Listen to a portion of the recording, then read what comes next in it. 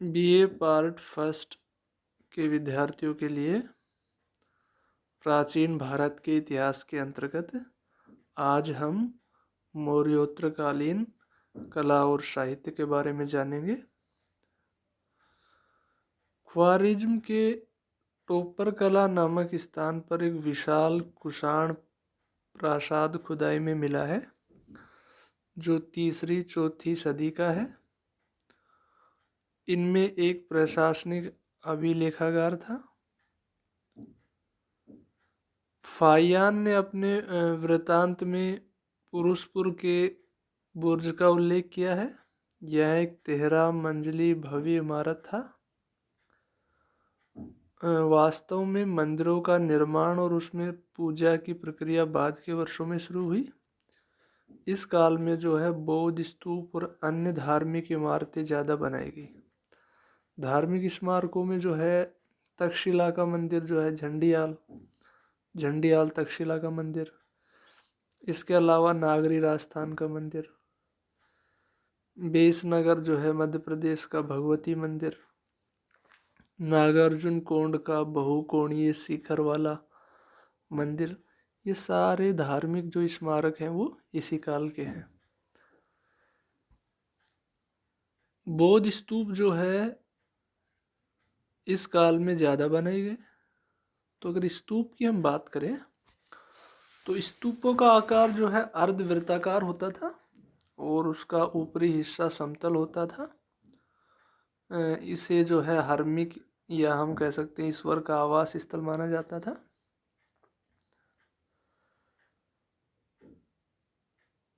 इस स्तूपों की जो मेडी को आयताकार रूप में बाहर की ओर चारों दिशाओं में थोड़ा थोड़ा बढ़ा दिया जाता था। इसमें आगे की ओर जो चबूतरा निकल आता था उसे आयक कहा जाता था।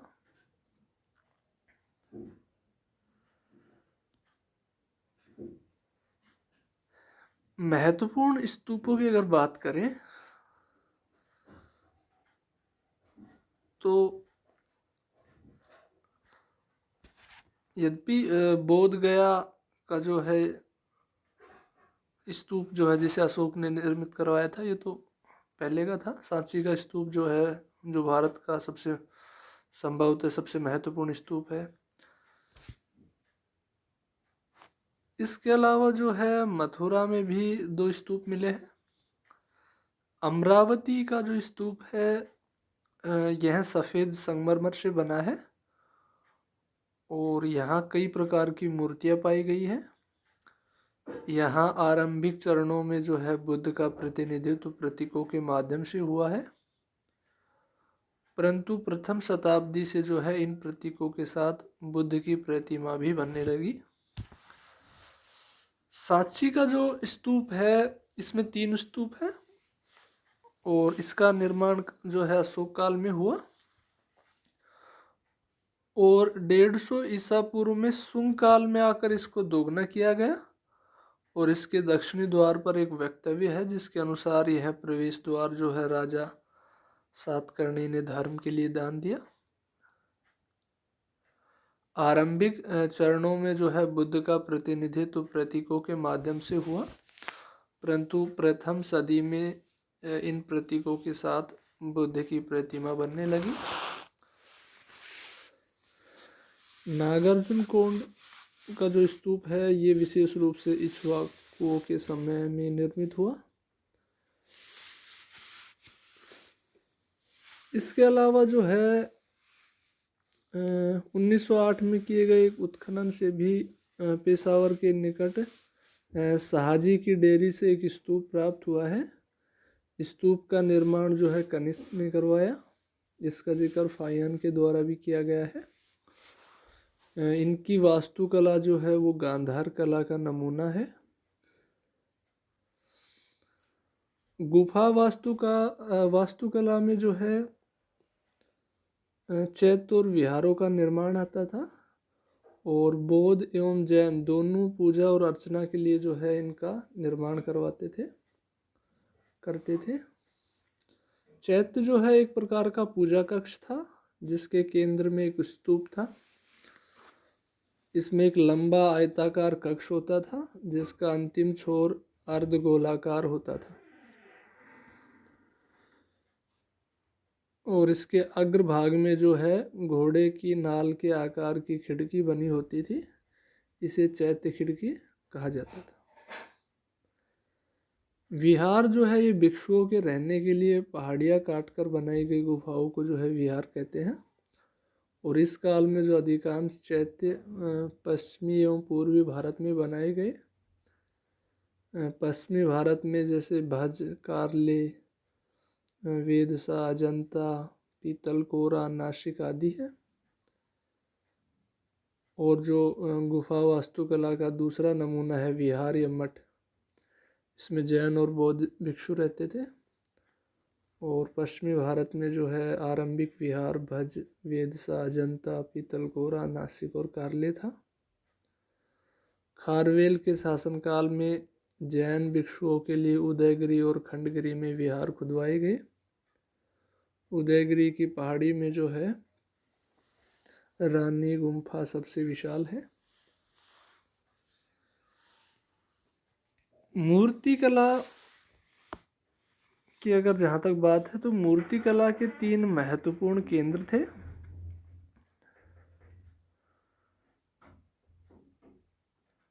उत्तर में गांधार एवं मथुरा और दक्षिण में अमरावती।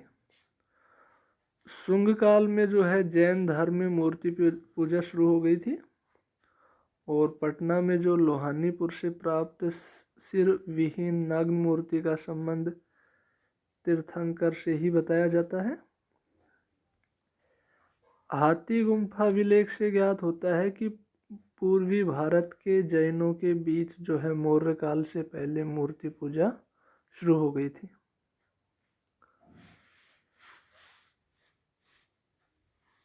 गांधार कला और मथुरा कला में अंतर की जहाँ तक बात है तो मथुरा कला जो है भारतीय थी, जबकि गांधार कला यूनानी एवं रोमन कला से प्रभावित थी।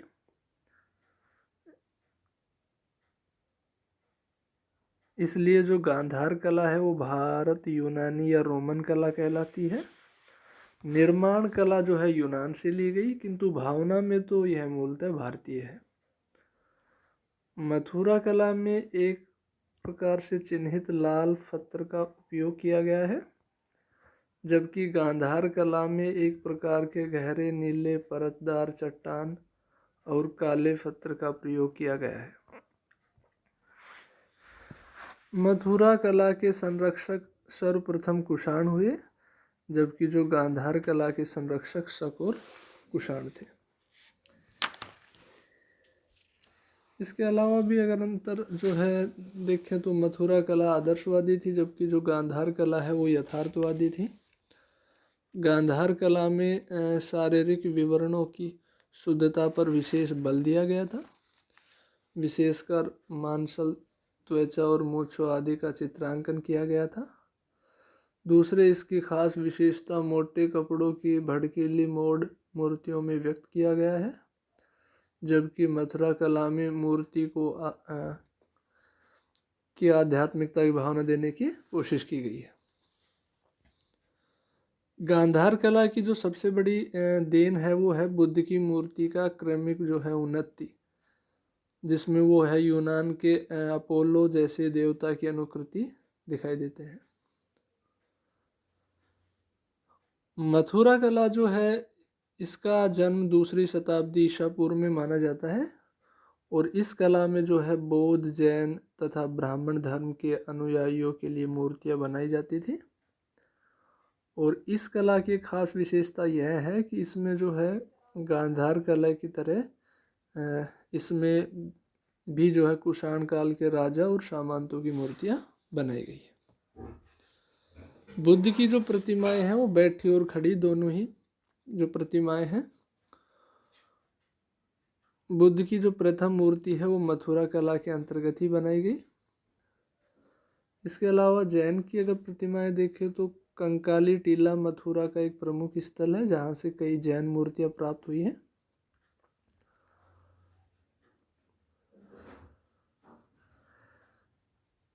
ब्राह्मण धर्म की मूर्तियों में जो है उसकी आरंभिक मूर्तियों में शिव, लक्ष्मी और बलराम उल्लेखनीय हैं।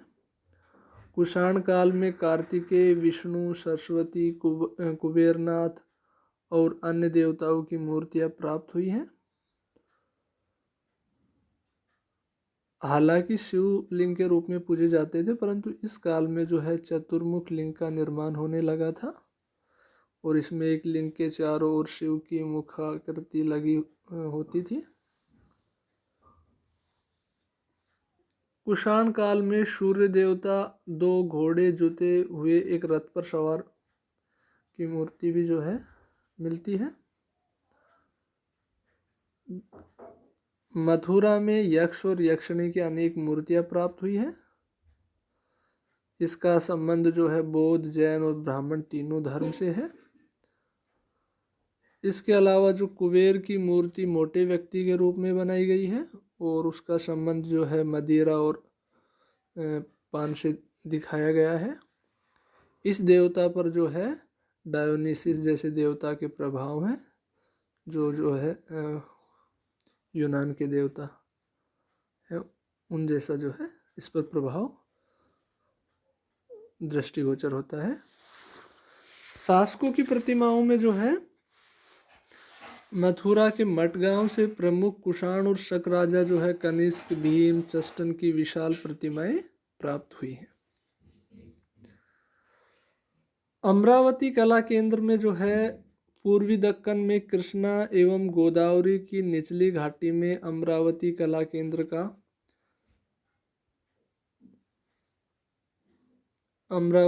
केंद्र का विकास हुआ और इस कला केंद्र को सातवाहन एवं इक्ष्वाकु शासकों का संरक्षण प्राप्त हुआ। यह कला बौद्ध धर्म से प्रभावित थी। इसके प्रमुख केंद्र जो है नागार्जुन कोंड, अमरावती, घंटसाल और जोगियलपेटा था। यह कला जो है 150 ईस्वी से 350 ईस्वी के बीच फलती फूलती रही। साहित्य में जो है एक सातवाहन शासक थे, हाल द्वारा जो है लिखी गई गाथा सप्तशती कृति है। यह प्राकृत भाषा में लिखी गई एक सुंदर रचना है। 2री सदी ईसा पूर्व में जो है पतंजलि ने महाभाष्य लिखी, जो पाणिनि के अष्टाध्यायी पर एक टीका है। चर्क संहिता, भरत का नाट्यशास्त्र और वात्स्यायन का कामसूत्र भी इसी काल में लिखा गया। आशुघोष की 2 महत्वपूर्ण कृतियाँ बुद्धचरित, सारिपुत्र प्रकरण एवं जो सौंदरानंद है वो भी इसी काल की है। सारिपुत्र प्रकरण तो एक नाटक है, परंतु सर्गों में विभक्त यह ग्रंथ अधूरा है। इसके अलावा संभवतः सबसे पहले संपूर्ण नाटक रचना का श्रेय भास को दिया जाता है, स्वप्नवास दत्ता जिसमें की कृति है। अब अभिलेखों में जो है प्राकृत भाषा के बदले संस्कृत भाषा पर विशेष बल दिया गया। संस्कृत का पहला अभिलेख रुद्रदामन का जूनागढ़ और कुषाणों का सुई-विहार अभिलेख है। पार्श्व, वसुमित्र और आशुघोष कनिष्क के समकालीन थे और चर्क जैसे चिकित्सक उसके दरबार में रहते थे।